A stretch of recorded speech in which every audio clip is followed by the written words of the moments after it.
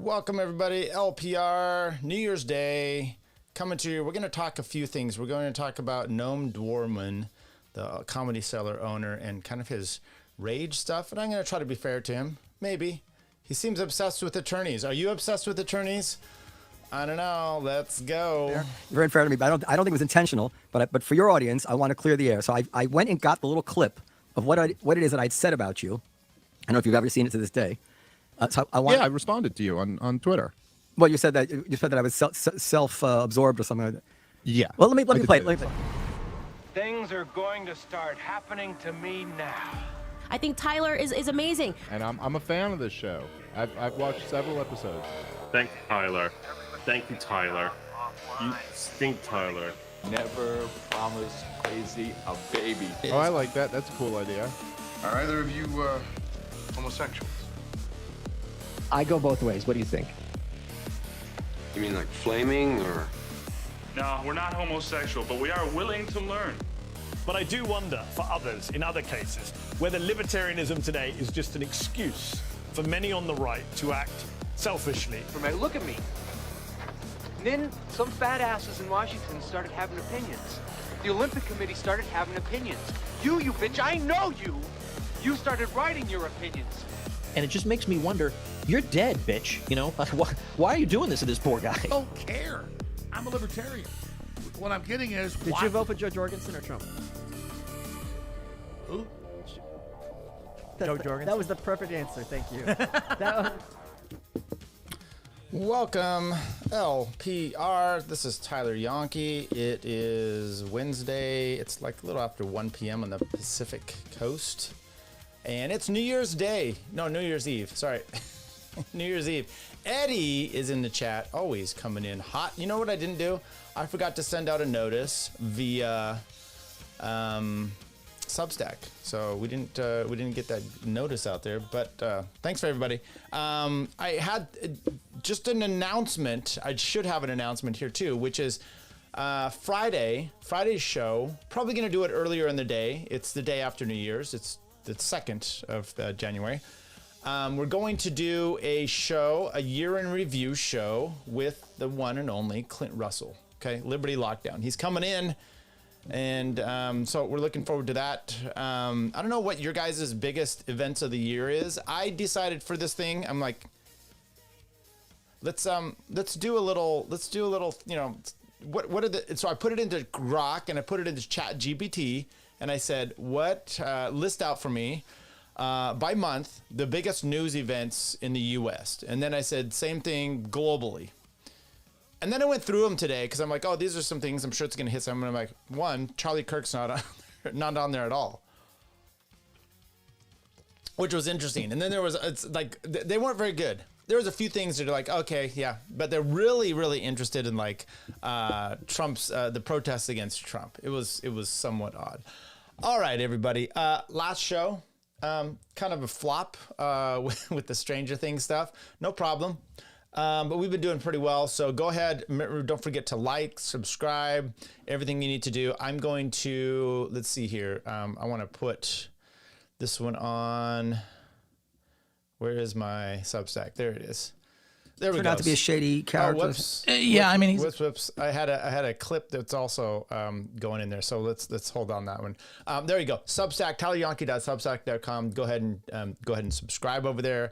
We will get you fully engrossed into what we have going on, and look forward to you becoming a member. Okay. I know we're kind of waiting for some people to come in here, but at some point, you just gotta forge ahead. You can't wait any longer. Let's start from the beginning. Actually, you know what? Let's do this here. Actually, I got a better way to do it while I'm doing that. So let me put the premise out here because this is what I need to do, which is, Noam Dwarman. Who is Noam Dwarman? I should probably go there first. So we'll take a look here. Noam Dwarman is the owner of the Comedy Cellar, okay? Comedy Cellar owned by Noam Dwarman, who inherited it from his late father, Manny, in 2003. Okay. What about Noam? I thought I had some more info about him. I did a show about him at one point, and let's see. Let's just go on a thing here. Try again here. Noam Dwarman, birthplace.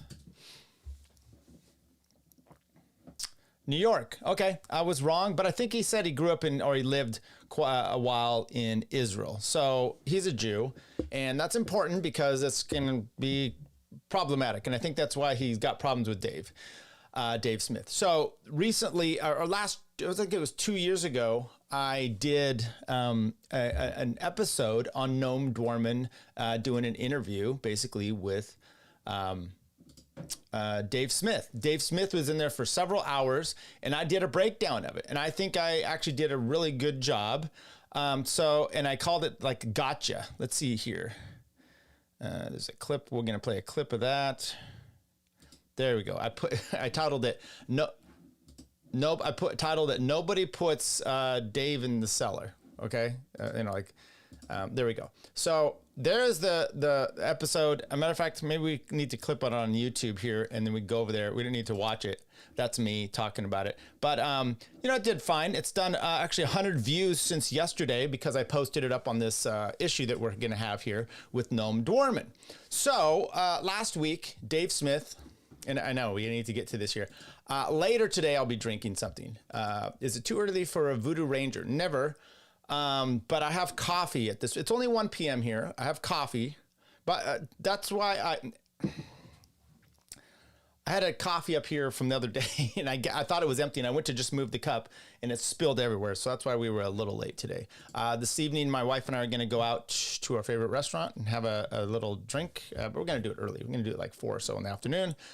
It's a drinking game. Me saying, by the way, I watched this show that I did here 2 years ago. Nobody Puts Dave in the Cellar. It's a 2-hour show of me playing clips in the interview with Noam Dwarman and Dave Smith. I said, by the way, so many times it was annoying. I don't know what to do about it. I am trying my best. You get rid of hums and haws, and I've got a by the way problem.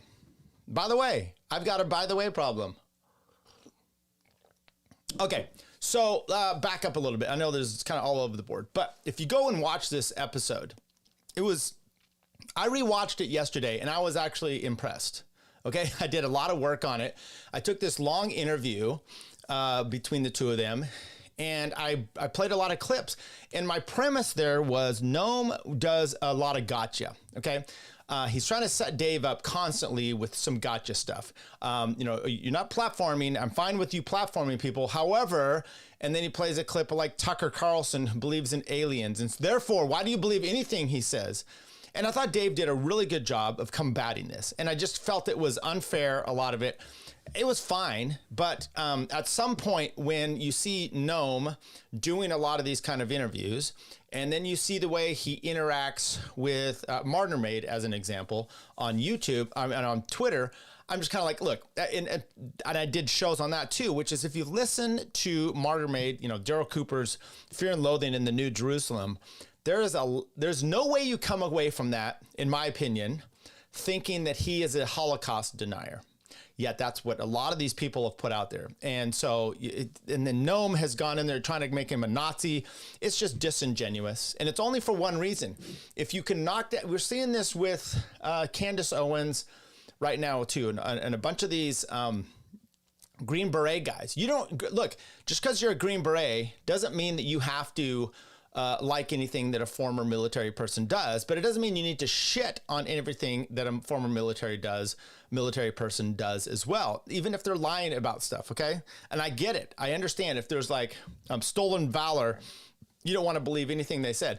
But if there's someone out there that has stolen valor and they're an eyewitness to an event, you're going to bring them in as a witness, and they're going to testify. You can try to bring those character problems in, but they're usually not going to work.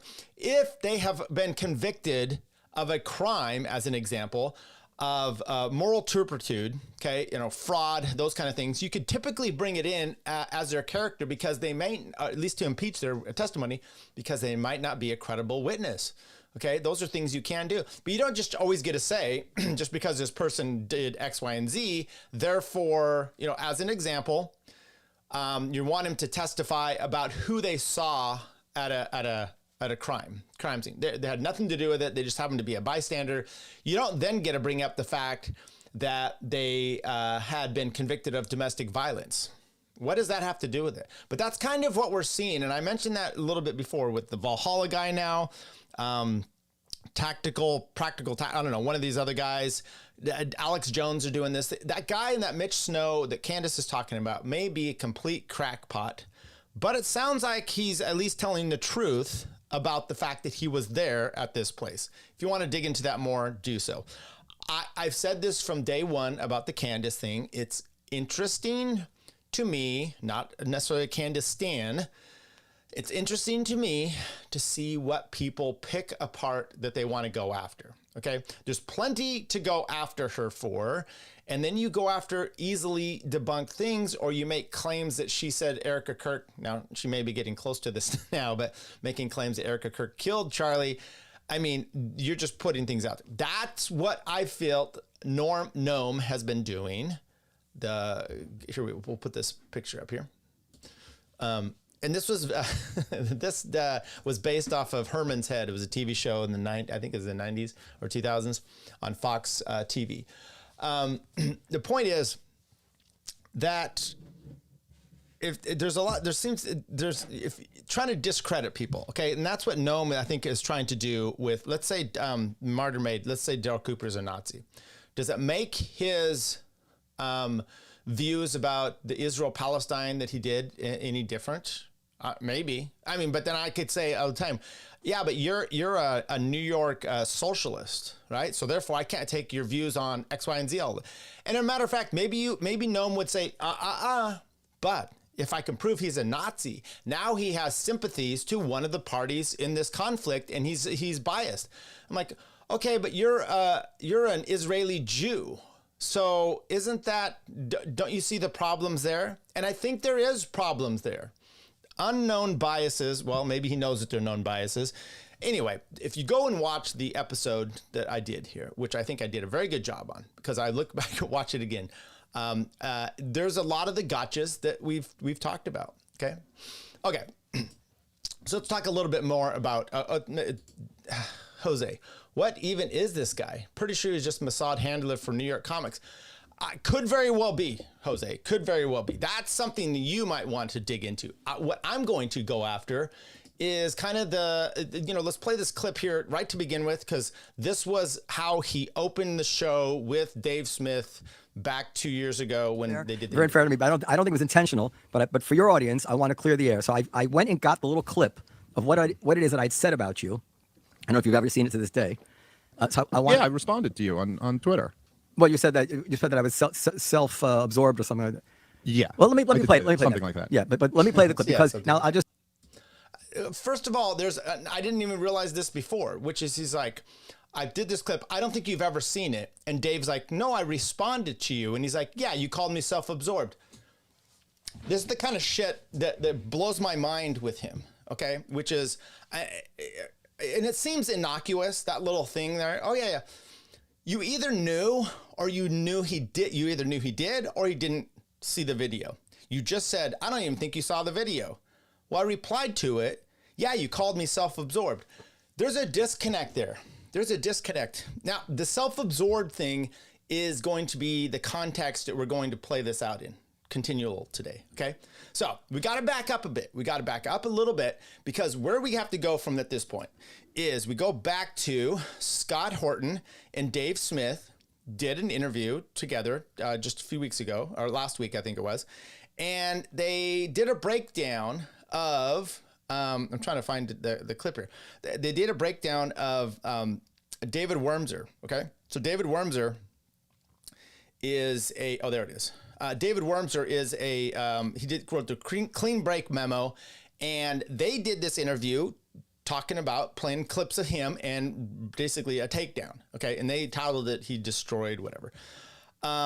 What's interesting is where they got the clips from. Okay. So let's take a look here at where they Turned got out to the be a clips from. shady character. Yeah, I mean, he's a complex character, but we can get into that. But the bottom line is the whole all right, let's pause it point right of here Clean for a Break second. was the Let's pause it right here. Yeah. Sorry. All right. No, so I did my best to, because I don't really wish to engage with the host of this, but whatever. Okay, he made an appearance. But so. Okay, so he made an appearance. So that was Noam Dwarman interviewing David Wurmser. Okay, and that was the extent to which Dave kind of played a part of Noam, but it was a little bit biting there. Okay, only a family lawyer could parse these ninny arguments. I mean, look, perhaps I'm being a little bit much, right? But he knows, he's self-aware, okay? He being Noam, he knows what's going on here. Okay, so that took place. They were playing the clips, and the clips came from Noam's interview with David Wurmser, okay? I think that's his name. Okay, so then all shit breaks loose online, and Dave posts a clip out there, and then Noam goes out and he posts this out yesterday. Okay, now this is him, and he goes, I can't even see the whole thing here. Let's go here. Okay, thinking about this for a few days. Maybe it's the best explanation for Comic Smith and Scott Horton show cutting me out of their interview. Is that they didn't want people to see the serious questions I put to my own side, type of questions they never put to their own. Now, first of all, that is that's completely disingenuous. I don't think that's the case. But there was nothing in, I'll have to go back and look again to see Dave and Scott, because I tried to watch some of this yesterday. Is it true, Noam, if you're watching this, is it your contention that Dave and Scott mocked the interviewer for not pushing hard enough questions? I don't remember if that's the case. Perhaps it is. And if that's the case, maybe Dave deserves a little mocking. But here, let's play this clip. It's 6 minutes. You're gonna make me do this? What are you posting these kind of things up here on Twitter for? Okay, let's go to at least 1.25. Here's Noam interviewing David Wurmser about something. I don't know if I really care, but let's see how harsh Noam pushes back. It should be noted, Josh Hammer was recently on with Noam, and those two got into it after the fact. And I'm watching it, and I'm like, online. I haven't watched the interview, and I'm like, really? These are two of your sports teams going at it that you just vehemently hate, and you're like, well, okay, but I'm entertained, so I want the one I hate more to lose. That's what it is. I'm not interested. And honestly, I will say this in all honest truth, which is, I was kind of like, when I saw this spat, I'm like, oh, I was suddenly respecting Noam. Okay. And I don't disrespect him. If you watch my breakdown, which I thought it's timely, it's fascinating. I just will say that, because there's clips of Nick Fuentes going after Dave. There's clips of Tucker Carlson going after Dave. There's some libertarian stuff. There's Ukraine stuff, and there's Israel stuff. Okay. And it's interesting. And then there's a whole thing in there about doing your own research. And that to me was interesting as well, because they rip on that to begin with. Hey, you can't do your own research. You don't know how many million miles it is to the moon or to the sun or whatever it is. And you're like, yeah, but okay. Anyway, point is, it all came crumbling down, I felt like, in my analysis there. Okay, let's start this one. Let me try to. Jeez, can you speak up? Give a better version of the Dave Smith-Mearsheimer argument. Two things. One of the things that always stays with me is, and I've used it many times, is the lessons of double-blind experiments in science, meaning that no matter how much you think you can control your own biases, you can't, and you'll never know that you can't. We can prove it by the fact that you think a medicine works when you know who's had it and you don't. Right. And I agree, and I mentioned that multiple times in my breakdown, which is he's an Israeli from he's a Jew who's lived in Israel. He's got a complete bias there.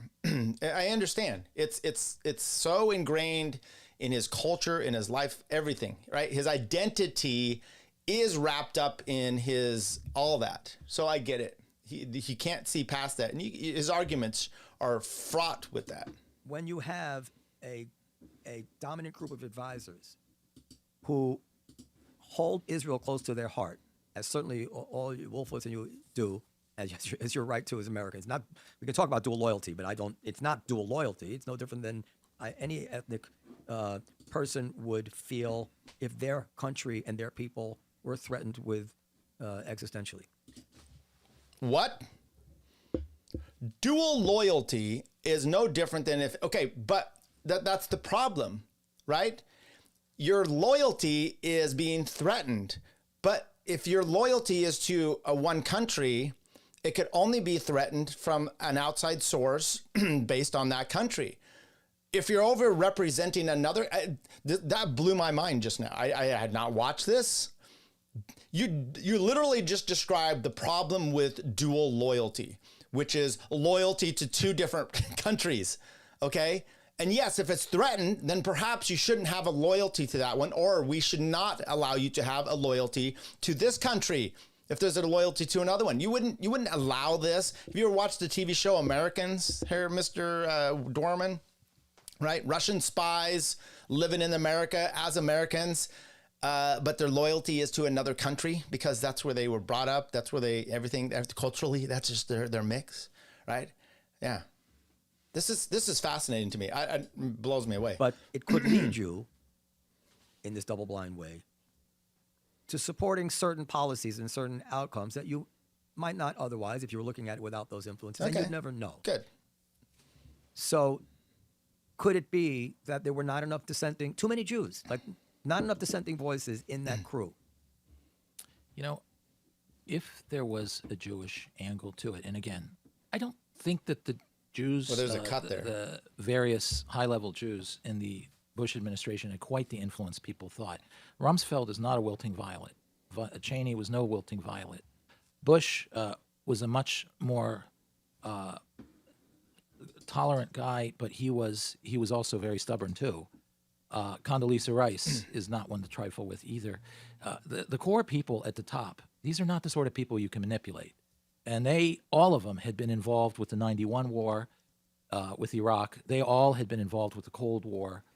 They had their worldview that led them to that point. They didn't need a lot of convincing. That's number one.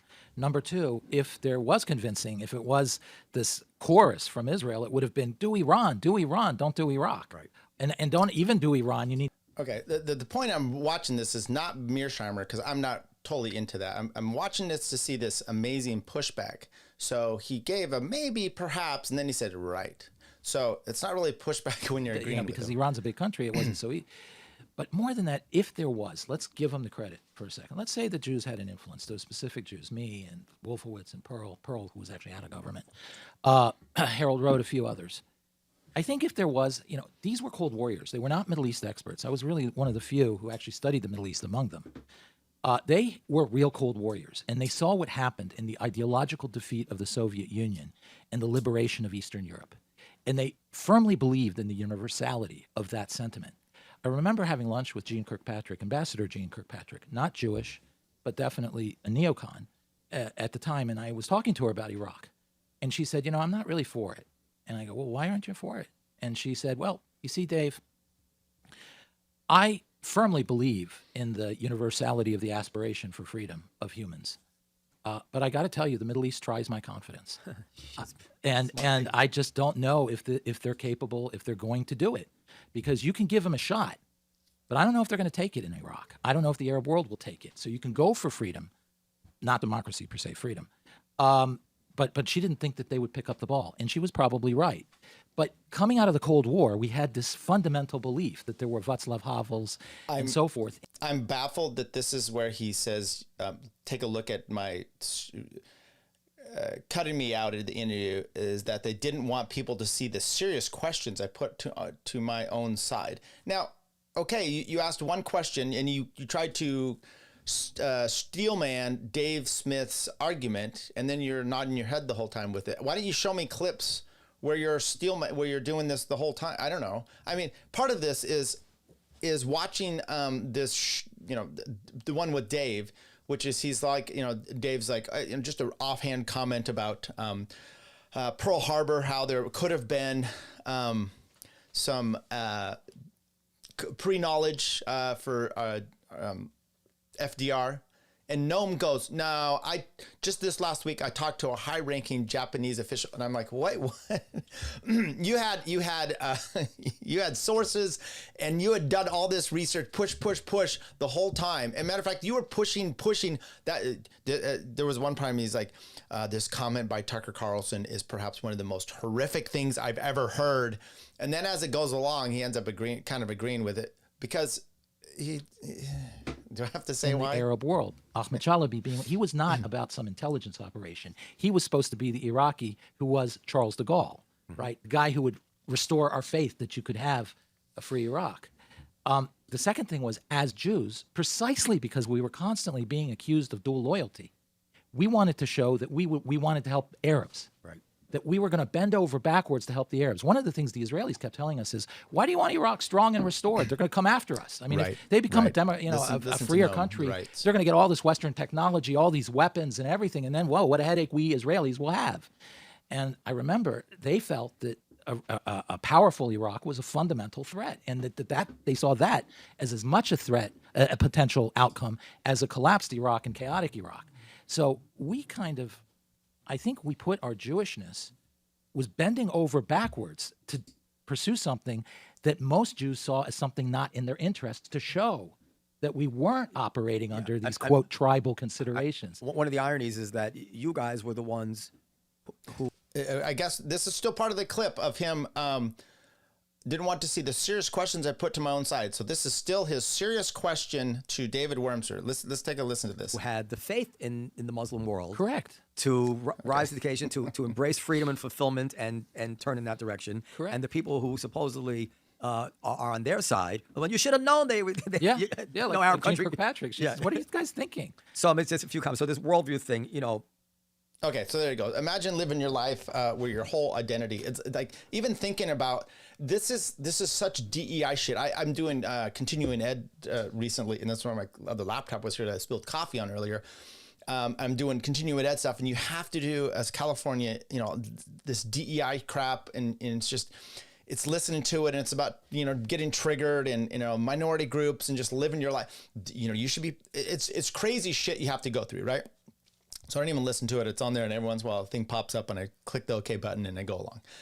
That's what these guys are living their life like. You've got to be, even so much that you're worried about what other people, this is the, I'm a black person that only got the job because I'm black, Kamala Harris type of thing, right? That's what they're living with. His whole identity here is at issue, and he knows it.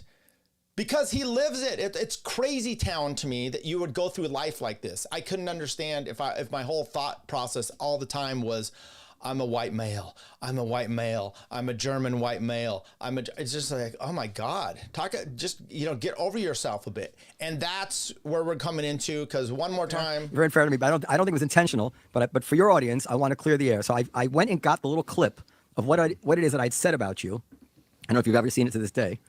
I responded to you on Twitter. Well, you said that I was self-absorbed or something like that.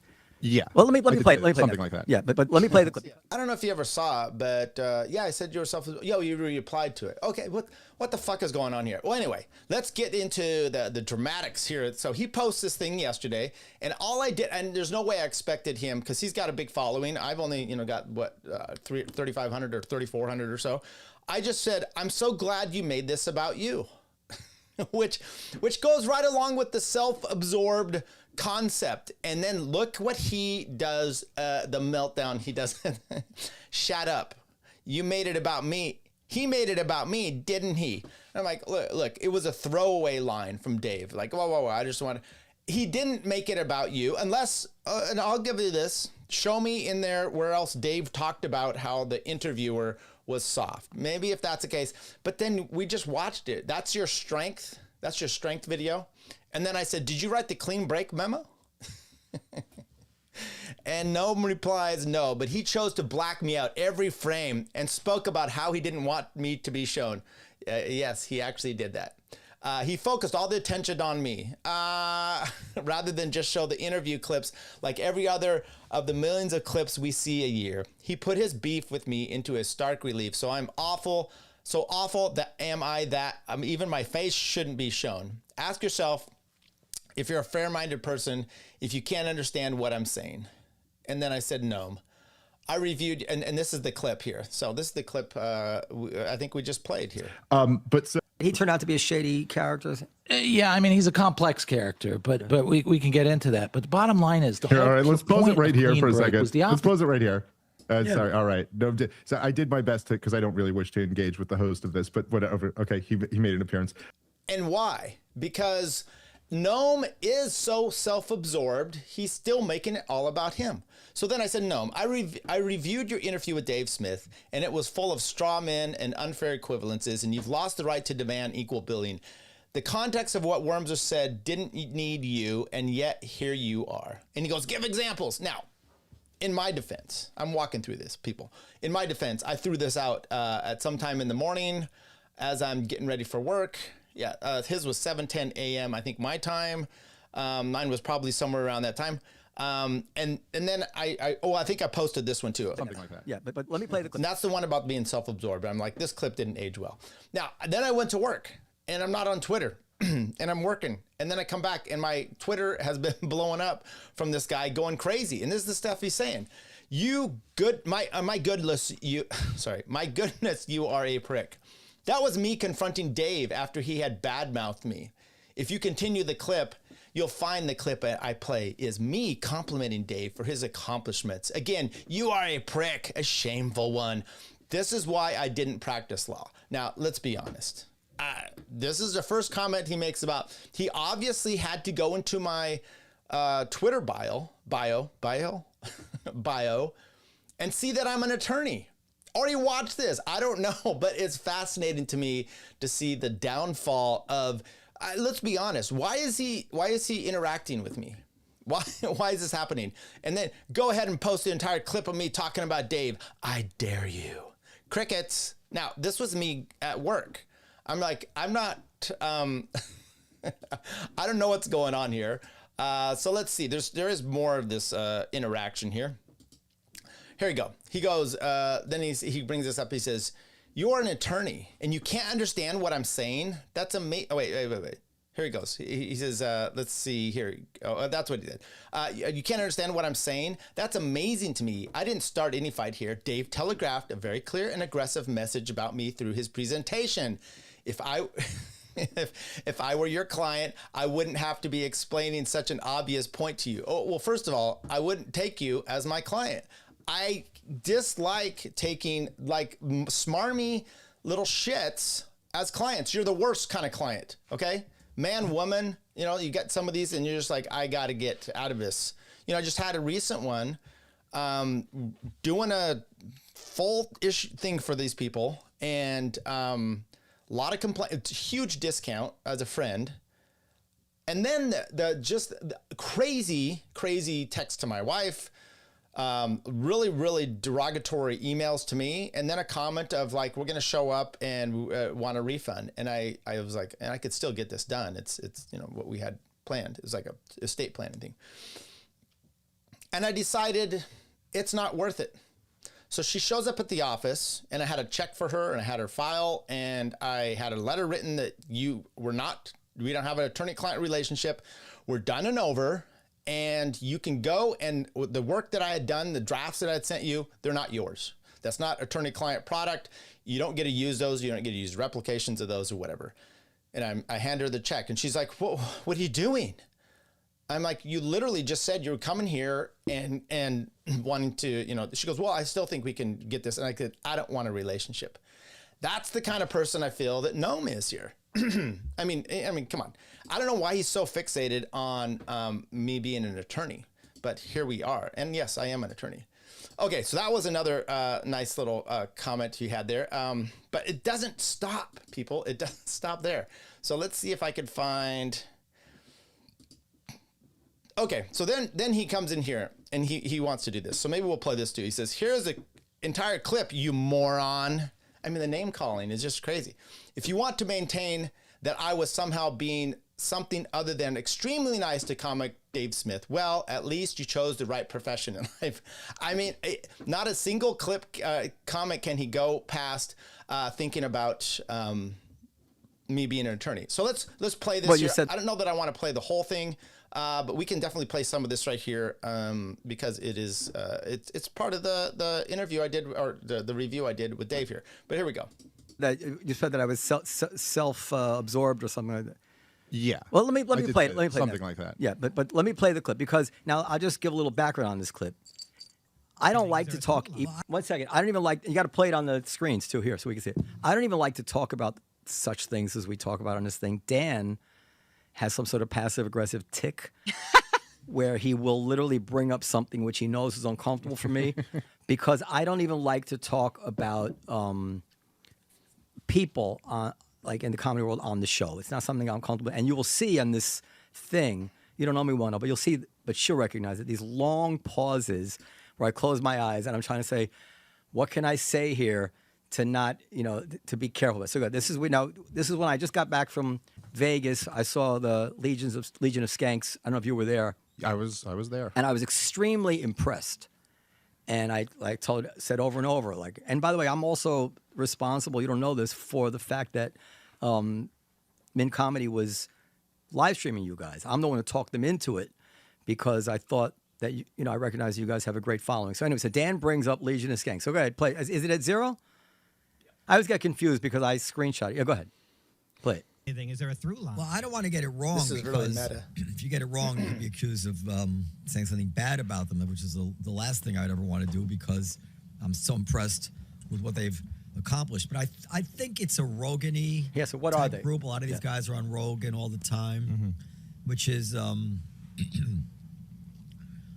that's a wide net. First of all, they say they're not woke, right? They say a lot of things that you're not supposed to say. They're politically kind of libertarian, maybe not. I don't know if that applies to all of them, but definitely applies to some of them. And I'd say that the audience is mostly male. At least it was in Vegas. I don't. Who are the main skanks? It's Big J. Ogerson, Ari Shaffir, I guess. No, I don't know. Luis Gomez. I think he. I can answer that for you. Oh, okay. Luis Gomez, Ari Shaffir. Go ahead, Mike. Who? It's Legion of Skanks is their podcast. It's Dave Smith, Luis Gomez, and Big J. Ogerson. Dave Smith, by the way, is somebody I wanted to have on this podcast. I don't know if he has any interest in doing it. He is a comic that has become sort of a political guy. Now, can you pause it there for just 1 second? There's a few. Dave Smith, I think, is angry at me.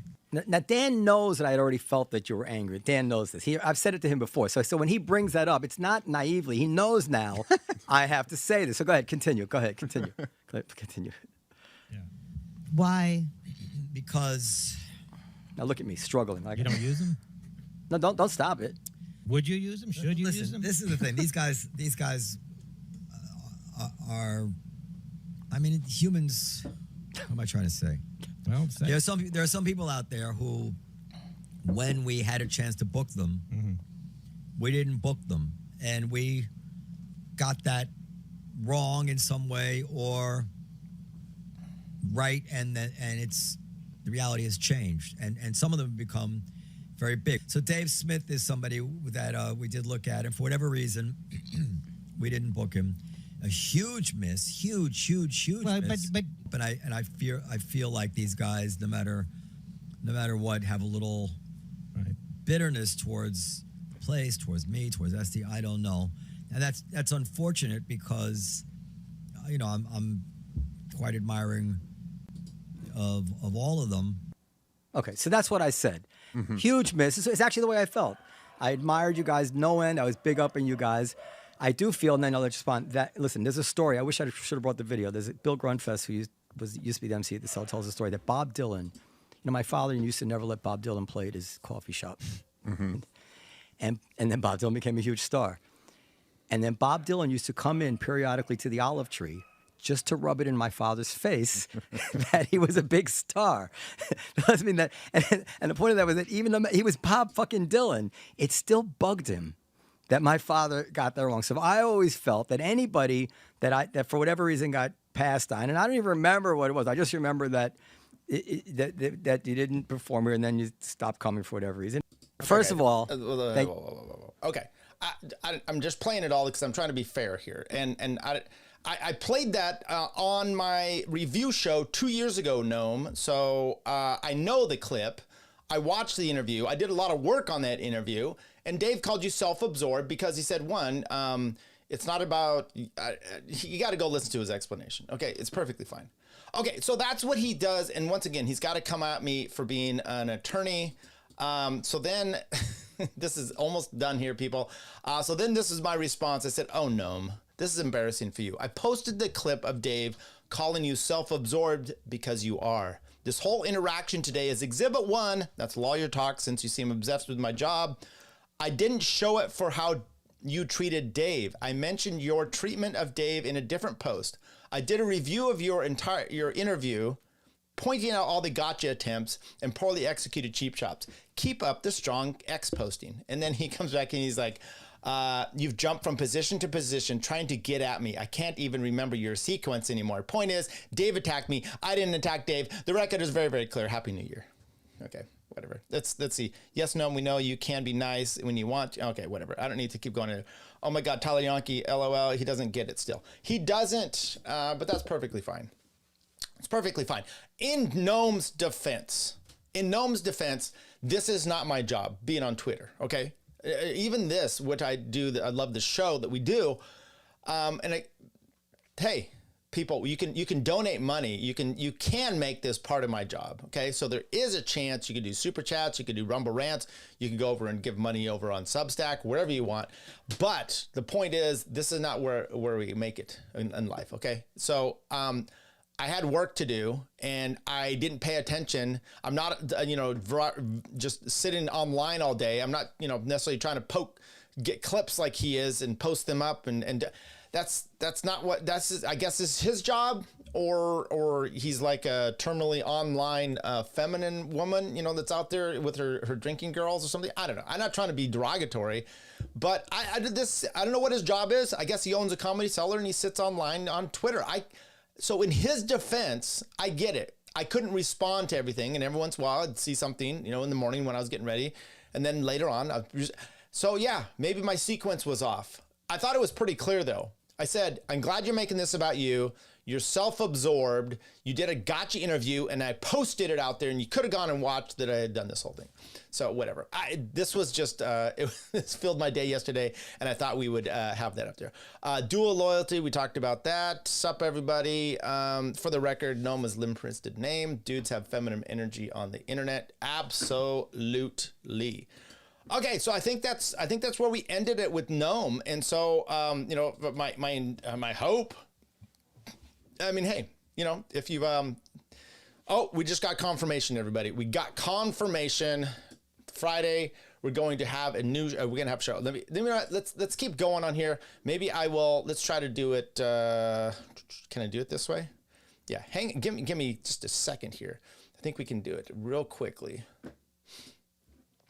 There we go. We're going to change the actual number, but 2025 year in review recap with the one and only Clint Russell, Friday, 3 p.m. Eastern, noon Pacific. We're going to do a recap show with Clint Russell. So come on, everybody. There you go. That's the recap, the 2025 Clint Russell coming in the show. So you guys, look, the haters, anybody you want, but that's the plan. He just confirmed it. So glad to have that there. Did I have any other legal issues? How long are we here? We're moving along. I think maybe what I'll do here while we're waiting for the time to elapse is maybe go over just a little bit of my 2025 year in review. I'm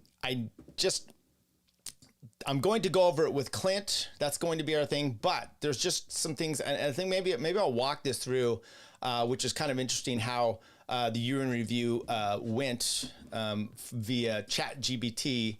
We can just take a look at some of these things here. It's kind of fascinating. Here's what they said, because I go, organize a month-to-month summary of the biggest U.S. events of 2025. Okay, so January, Donald Trump is inaugurated as the 47th president of the United States, beginning a second non-consecutive consecutive term with sweeping agenda shifts expected, okay? Early immigration enforcement escalations draw caravans towards the U.S. border ahead of inauguration. Interesting that you say that before there. Now, they didn't have it here, but I did, which is Ross Ulbricht. Ross Ulbricht was pardoned on January 21, 2025 by President Trump. A full and unconditional pardon following a promise at the 2024 Libertarian National Convention. Trump said, and then he said something on his post, but I don't want to include that part on his Truth Social. Okay, so that was pretty cool, right? I think so. That was January. Now, February. Major sports moment. Super Bowl garners national attention, culturally significant, and it doesn't give you much info about that. Political and policy battles over early executive actions begin shaping domestic coverage. That actually was, if you remember back during that time, Trump starts posting out all these executive orders, and it's just like win, and there was some problems, right? But it felt good. It felt good. You got Ross Ulbricht. In between that, you're getting all these executive order stuff. And now I disagree with a lot of them. And I disagree with the executive order stuff. But I'm just saying for the main part, you're seeing a lot of liberals cry and a lot of conservative stuff. Like, this is getting shit done that we expected out of Trump. So that was, that is a significant event. Significant judicial and regulatory conflicts emerge as courts temporarily block Trump administration moves, blocking dismantling of federal agencies. And then there were public health debates surface over outbreaks and vaccination. So the vaccination stuff is kind of, right, I mean, that's because RFK Jr. gets put into office. That was in March. April, nationwide protests against Trump administration intensify under banners like Hands Off and 5501. I don't know what that one was. Drawing coalitions of labor, civil liberties, and grassroots groups in the United States and U.S. cities. It's got to be more in April of 2025 than just that, right? Maybe not. I'm sorry, that was April. May, domestic unrest continues around immigration enforcement and federal policy changes. Okay. U.S. announced hosting of the 2027 NFL draft in Washington, D.C., notable in sports and economic news. Okay, really? Let's go to the chat here. Eric Debate says, Jews have an inner monologue that is their nagging mother to confront anyone who can see their tricks. They just can't let things go. Yeah, well, look, I could even take this away from, because there is a lot of, condemnation, I guess, on this show of certain ethnic groups. And I am not. I mean, I mostly do that as somewhat of a joke, right? And I think some of it is a joke. And I think some of it is a joke in not a good way. About how it's wagged the dogs with public policy, okay? And you're just seeing a lot of this stuff, and so it's easy to make fun of. But, he brought up the dual loyalty thing, and he tries to downplay it, right? And so you're just seeing the shit, and you're just like, this is embarrassing, okay? I'm not a group-minded person, okay? I think that's detrimental. I think it is contrary to my libertarian beliefs. Legally, at least, as well. And, I represent all kinds of people, as an attorney, and you see the good, the bad, the indifferent, whatever. And I see that in my church as well. So, I'm just not real big. Now, can you base generic things and jokes off of all this? Of course. But on a personal level, it's just really, it's not my gig. So stop making it so obvious. That's what I'm trying to say. In May of 2025, you also had my birthday. Okay. June of 2025, June 14, Army 250th anniversary parade. Okay, that's a major news event in June. 2025 shootings. Now this one they got. Okay, and I think this is might come into play actually on the regular end of the year news. Shootings of Minnesota legislators. High-profile attack on Minnesota lawmakers shocked the nation. And if you remember back, I think it was the one lady that voted against some sort of the immigration stuff, the Somali crap in Minnesota. Her and her husband were shot dead. Okay, and the guy was suspiciously like a friend of or had worked for Tim Walz. Okay, there's some weirdness going on there. The guy had a normal life and family. Right? Have you heard anything about this? Right? It's kind of crazy. But that was kind of a big event. And maybe now that you're seeing all the Minnesota stuff with the daycares, maybe that had something to do with it. No Kings protest. Massive nationwide demonstrations against the Trump administration draw millions of participants across thousands of U.S. locations. What I would want to know about that is, what is the Venn diagram of the people that protested the No Kings thing and that were for the masks and all the shutdowns? I bet that Venn diagram is like a perfect circle for a lot of them, right? It's overlap, because I saw on Facebook some of these losers that I know around here, friends and family, or what, not family so much, but friends where I live, acquaintances, I should say, who, big Gavin Newsom fan, and then they're protesting the No Kings. And it's like, I know what you guys were saying when the fucking king was out there telling you not to go to work, okay, or not allowing you to, or taking your job, and all the crap that happened during COVID. So it's crazy. Intensified ICE deportation directives announced, increasing protests in major cities. Yeah. That's one thing I just have really kind of ignored, some of the immigration stuff in the ICE issues. We did have, and they didn't talk about it in kind of the 2025, which is the deportations of the Palestinian people, right, on college campuses, right? And then the anti-Israel, effects that you have with that. That's not in the news, according to ChatGPT or Grok, for that matter. July, continued protests and political polarization remain in spotlight as summer heats up. Is your summer hot? Discussions on economic and social policy reverberate nationally. Yeah, our economics has kind of sucked. August 2025. Let's maybe, should we do this? Is that better?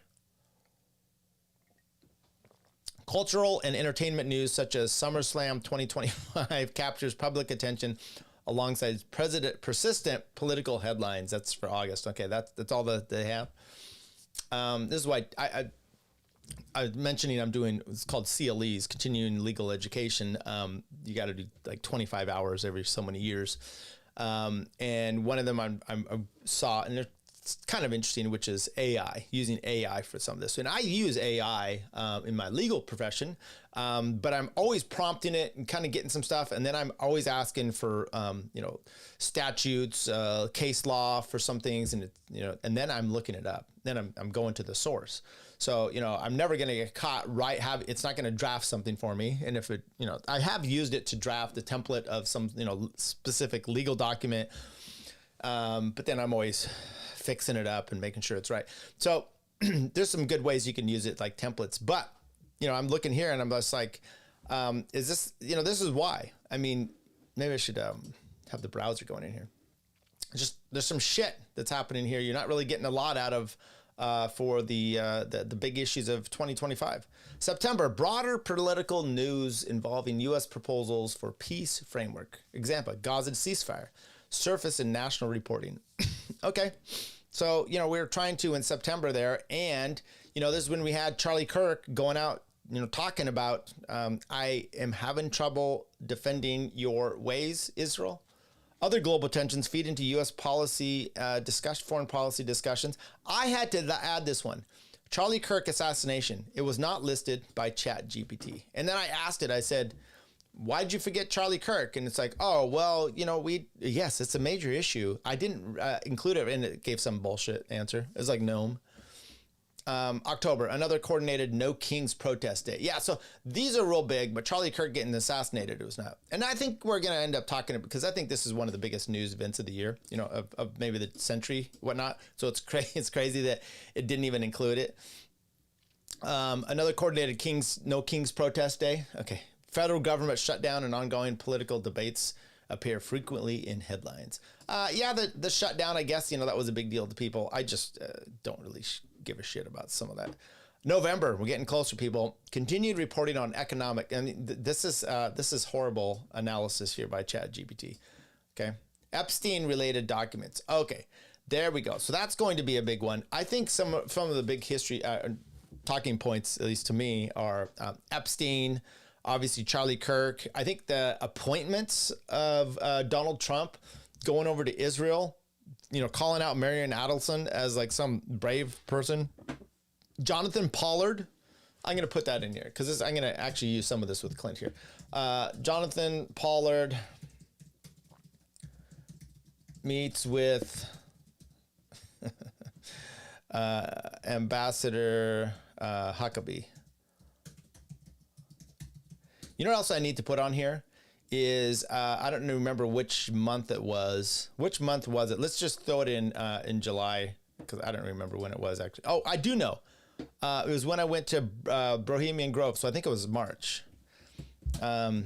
Ted Cruz interview by Tucker Carlson.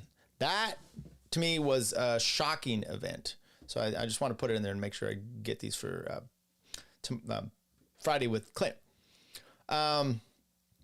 December, U.S. executes the highest number of death penalty cases in 16 years, reflecting a major criminal justice policy trend. That's interesting. Federal judge halts a Trump plan to end protected status of South Sudanese immigrants, showing ongoing legal battles over immigration. Yeah, we're still having a lot of those. International reaction to U.S. policy leads Mali and Burkina Faso to ban U.S. nationals reciprocally. Okay. U.S. military strikes ISIS-linked targets in Nigeria, signaling active counter-terror operations in later that year. Jonathan Pollard meets with Ambassador Mike Huckabee. Yeah. And then this is and I asked it to do the same globally. And somehow a global issue is California wildfires, but that wasn't a national issue. AI Action Summit in Paris, G7 foreign ministers, breakthrough in nuclear fusion. Okay. Human space exploration milestone. G7 summit in Canada, NATO summit in The Hague, Israel-Iran aerial conflict. A significant escalation. Yeah, we know about that. Far East, Russia's Far East earthquake. Persistent Red Sea and Middle East tensions. Yeah, of course. Moroccan General Z protest, Gen Z protests.